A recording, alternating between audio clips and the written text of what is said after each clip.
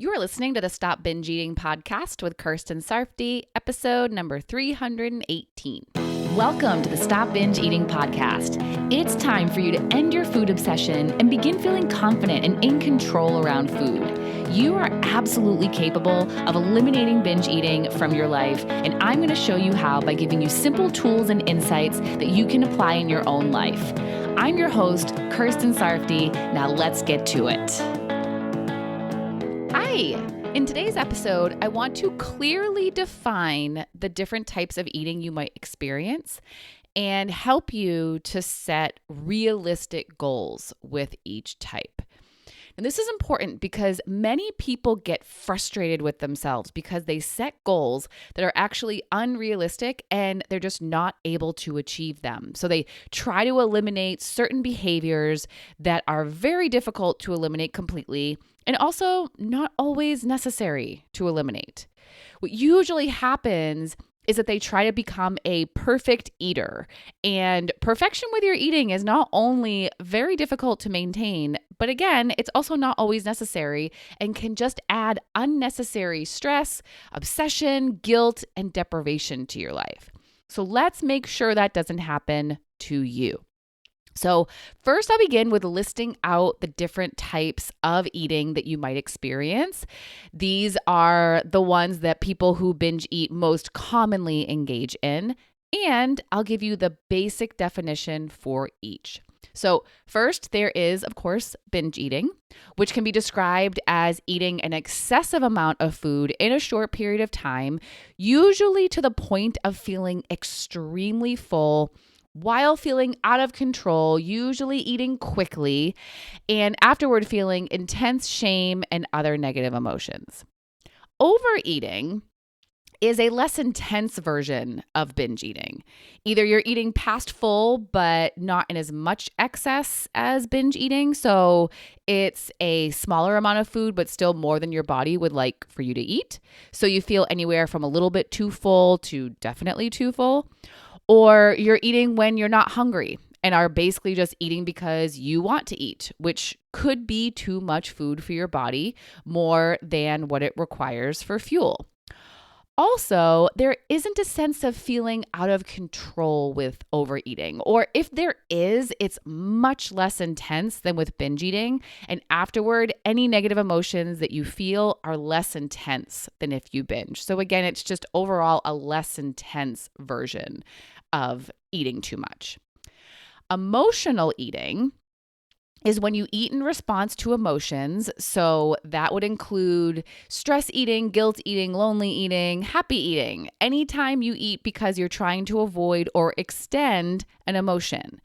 And emotional eating most of the time would also be considered overeating because, again, you're not eating because your body is asking for fuel. So you're most likely eating beyond what your body would like for you to eat. Then there's mindless eating, which is eating without paying attention to what you're eating. So your mind is not on your food, it is elsewhere. Mindful eating, which is the opposite, is when you are putting your full attention on the food you're eating, so you're being mindful of what you're eating. Fuel eating is eating to fuel your body. So this is when you're feeling hungry and you're eating nutrient-dense foods that are nourishing for your body and you're stopping when you're full. So when your body is properly fueled. So it's basically the eating when you're hungry, stopping when you're full, and fueling your body with nutrients. And joy eating is when you're eating just for the fun of it. You're eating for pleasure. You might be hungry, you might not be, and you're stopping eating while you still feel good. So you can experience pleasure and joy after eating too. So you feel good about what you ate and the amount, so you don't go from pleasure while eating to feeling that guilt, shame, or regret afterward. You keep feeling good. So that is the list. And in that list, there is only one that I recommend that you work on eliminating, and that is binge eating.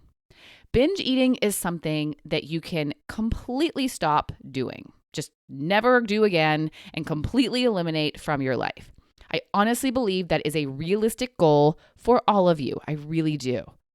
Now, you might be wondering, What about overeating, emotional eating, and mindless eating? Why didn't I include those in the elimination goal? Simply because for most people, it is just unrealistic to eliminate them. With overeating, most of us eat when we're with other people, when there are distractions, or we're eating food that's really good and we don't want to stop, or maybe we're alone and we're thinking deeply about something else. When any of this is happening, you might miss your fullness signal and end up overeating. You might not be paying attention to your body when the fullness signal happens.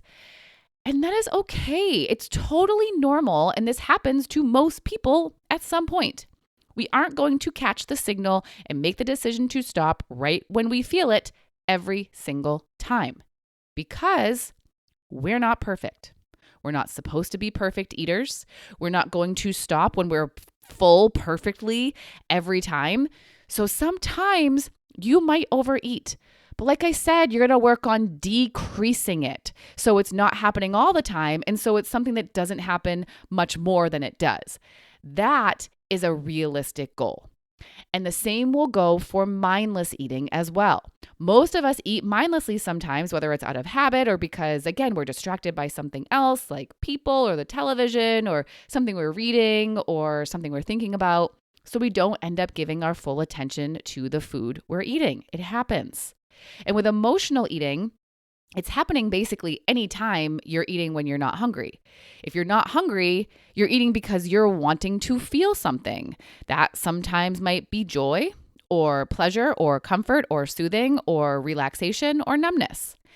And honestly, if you're eating for emotional reasons and you stop before you feel too full and it doesn't actually have a negative impact on you, then it's not necessary to eliminate it. But will it be good for you to do it a lot? Probably not. Your body and mind probably wouldn't appreciate that.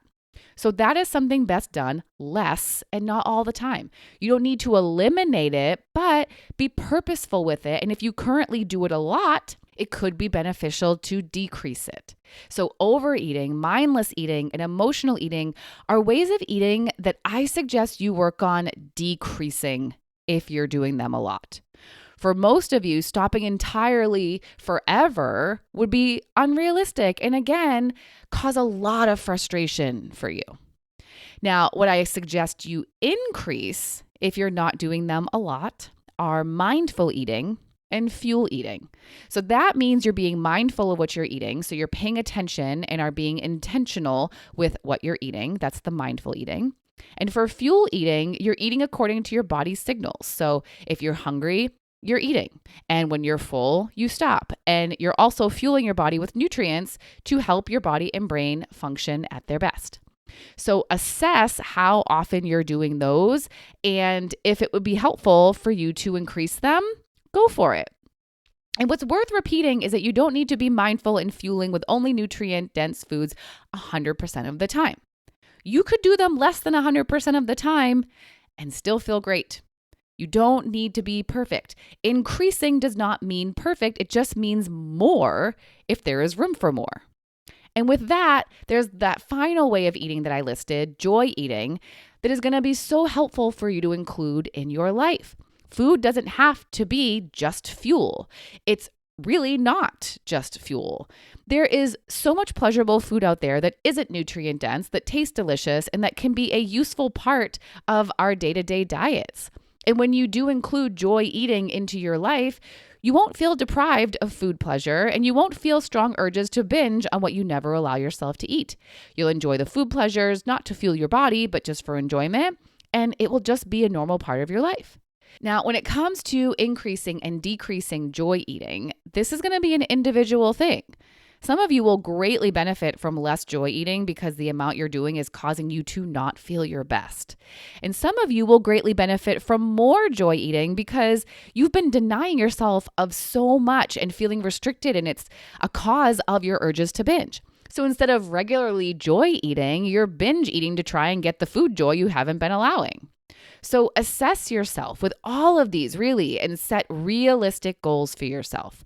Consider how you imagine a quote normal eater would eat and consider how you truly want to eat.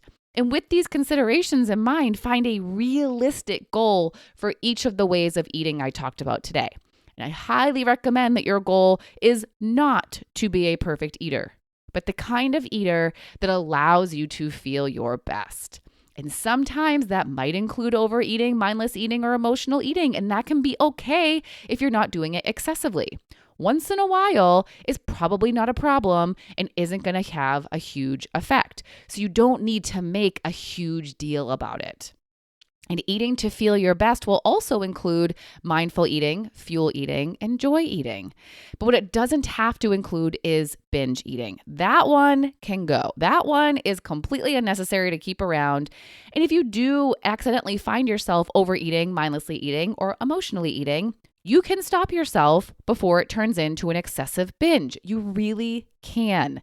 It's so important that you don't give up on yourself if you're doing one of those, because giving up will shift it from, quote, normal extra eating to binge eating. Don't give up on eating how you truly want to be eating if you overeat, mindlessly eat, or emotionally eat. Don't tell yourself you're already doing it, so you might as well keep going, or that you ruined your day. Again, those kinds of eating can be part of a healthy diet, can be part of a, quote, normal diet. Let them be part of yours. So if they happen on occasion, it's okay. You will be more conscious moving forward, so you're not doing it all the time. You're going to learn from that experience and then commit to doing better. All right. So I hope that gave you some clarity into these different types of eating so you can decide what you want to do more of, less of, and what you want to stop so you can create realistic, achievable, maintainable goals. You got this. All right. I will talk to you next time. Bye-bye. Thank you for listening to the Stop Binge Eating podcast. If you like what you heard today and you want more, go to coachkir.com/free. That's COACHKIR.com/free to get some awesome free stuff to help you stop binge eating.